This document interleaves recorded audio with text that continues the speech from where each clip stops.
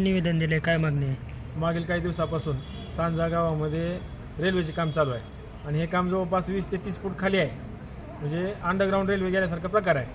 ह्याची ब्लास्टिंग चालू आहे. जवळपास 20 फूट आपलं बोर ब्लास्टिंग करतात.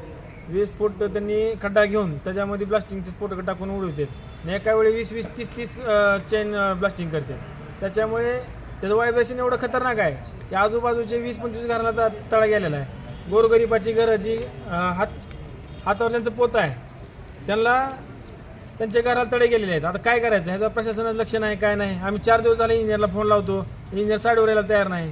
तर एखाद्या गरीबाचं घर पडल्यावर ह्याला जाग येणार आहे का? त्याच्यामुळे आज आम्ही जिल्हाधिकारी साहेबांना भेटायला आलतो.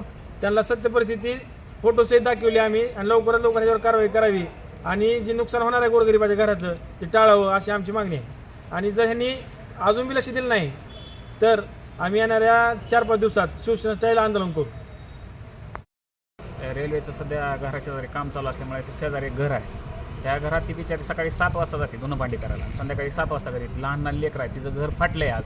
आणि रेल्वे प्रशासनाला फोन केला, त्यांच्या अधिकाऱ्याला कुठल्या फोन केला तरी ते घर फाटलं आहे बघायला कोणीही येत नाही. आतापर्यंत जवळजवळ 7-8 घराला तडे गेलेत. काही जणांच्या स्लॅपला गेलेत, काही जणांना घराला गेलेत, काही जणांच्या पडदीला गेलेत.